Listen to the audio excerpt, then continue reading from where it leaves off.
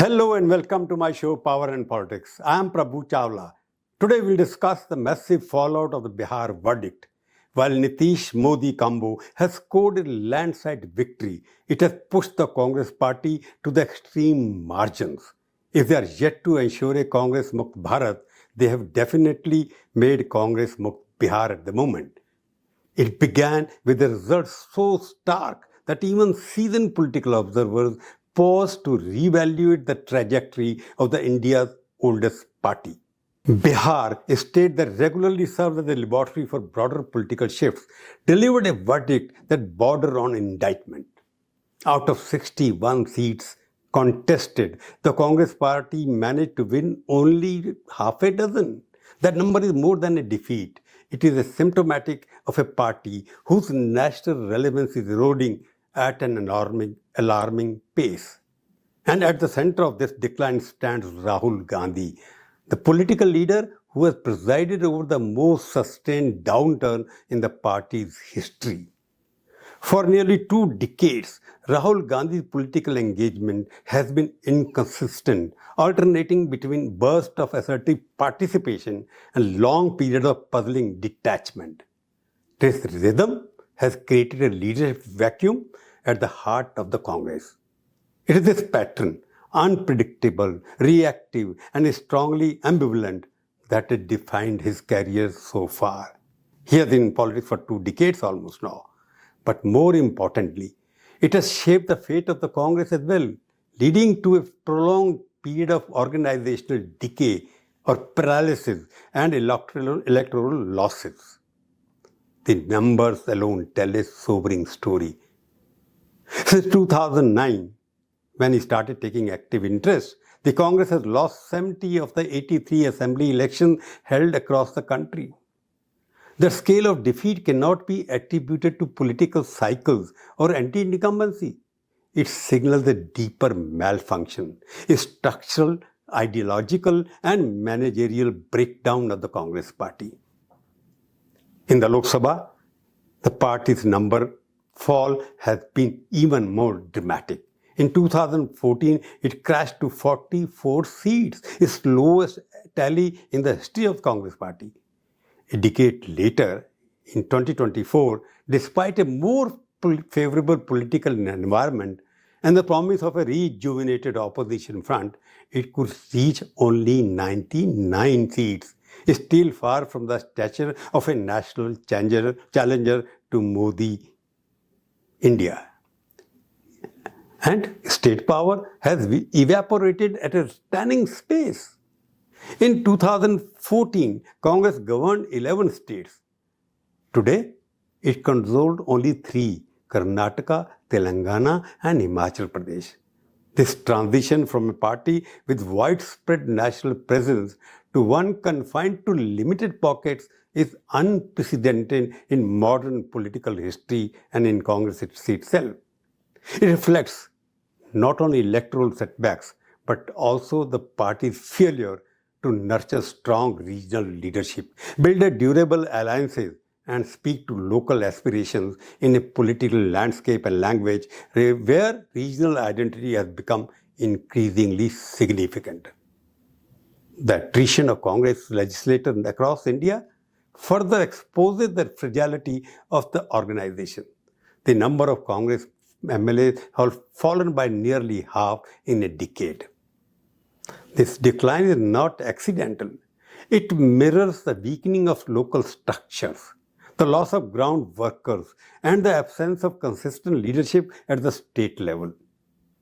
The party has neither developed new networks nor sustained its traditional ones, leading to a withered ecosystem that struggles to mobilize voters or counter well-organized opponents like the BJP.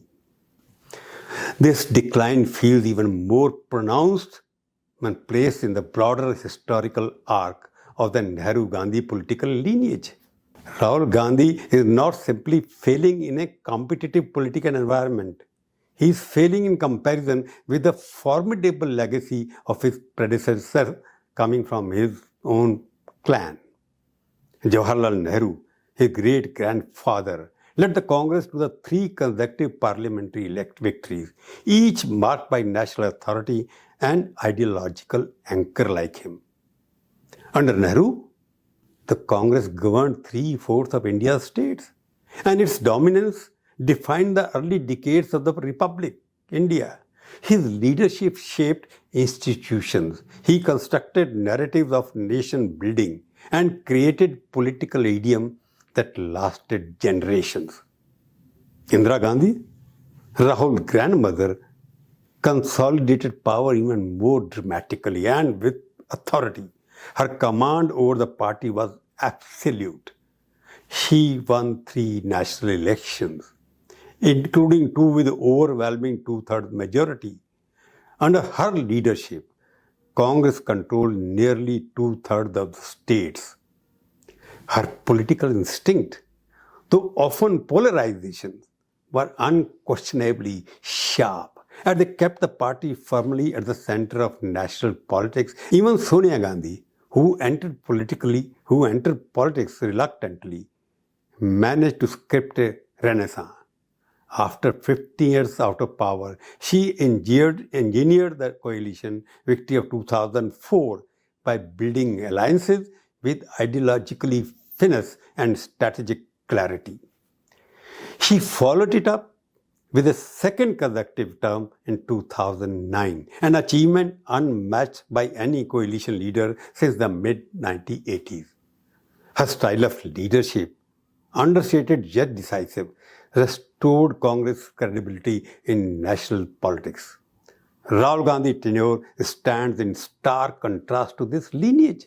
He has inherited a party with immense historical weight, but has not translated that inheritance into an electoral or organizational strength. Under his leadership, the Congress has contracted dramatically. It is not simply losing elections, it is losing the capacity to contest them effectively even. It is losing organizational structure, ideological clarity, and above all, political purpose. One of the central reasons for this failure is the absence of a coherent governance agenda which Rahul has failed to deliver so far. In a political environment increasingly defined by sharp ideological alternatives and clear policy models, he has struggled to articulate a vision that resonates with the electorate. His interventions often appear episodic rather than strategic, philosophical rather than programmatic. Indian politics today requires sustained engagement, detailed policy articulation, and a clear narrative. Rahul has offered none of this consistency. The party organization too has suffered under his leadership. The Congress has failed to rebuild grassroots structure, revive frontal organization, or empower state leaders with independence and authority. Its dependence on central decision making has created bureaucratic inertia, while internal dissent frequently goes unmanaged or unattended. Without strong leadership, the party has been unable to challenge the BJP's formidable election machinery or stem its growing influence across all regions. The vacuum is most visible in the Hindi heartland, historically central to Congress' national strength. Uttar Pradesh, Bihar, Madhya Pradesh, Rajasthan, Jharkhand. In each of these states, the Congress has failed to produce a charismatic leader capable of posing a credible channel to the BJP or to the local regional players. The absence of state-level leadership has turned once competitive regions into barren political territory for the party. Even in the domain of opposition unity, where Rahul could have played a central role, he has remained surprisingly passive. The India bloc offered him a platform to demonstrate strategic leadership, negotiate alliances, and unify disparate voices. Yet, his engagement has been irregular, often overshadowed by indecision or lack of follow-through. Opposition politics demands relentless political negotiation, something Rahul has rarely demonstrated enthusiasm for it. This raises a question that is increasingly asked within the political circle. That is Rahul Gandhi fundamentally a reluctant politician? His leadership does not resemble that of someone deeply committed to day-to-day political strategy. Instead, he often appears detached from the very structures he is expected to lead. His involvement seems driven more by episodic impulse than sustained responsibility. India's democracy requires a strong and credible opposition to remain healthy. The Congress, by virtue of its history and national footprint, remains the only party with potential to provide that. Unfortunately, under Rahul Gandhi, it has lost its ideological anchor, its organizational vitality, and its electoral relevance. The party today is driven more by legacy than by leadership, more by nostalgia than by purpose. The time for internal reflection is over. The Congress needs an ambiguous transformation.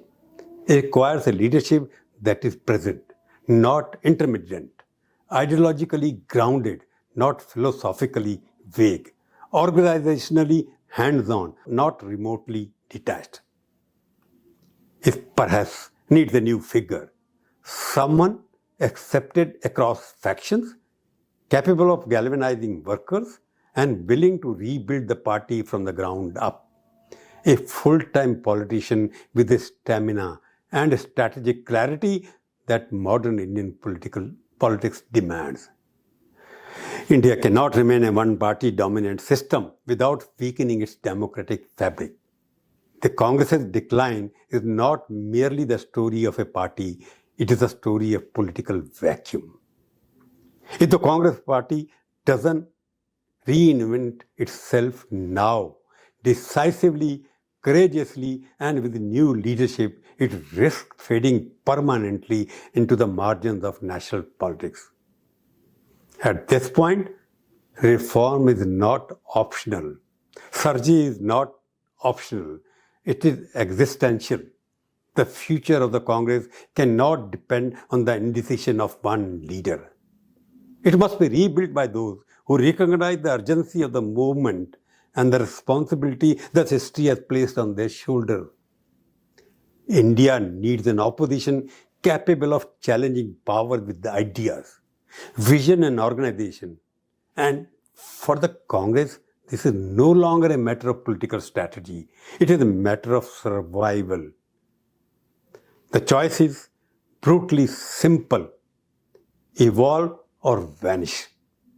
Either the Congress party re-engineers itself or continues its slide into a footnote of history status, while India's political center of gravity shifts permanently elsewhere. For the Congress, the countdown has already begun. For Rahul Gandhi, the last movement is there. Grab it or leave it. That's all for today.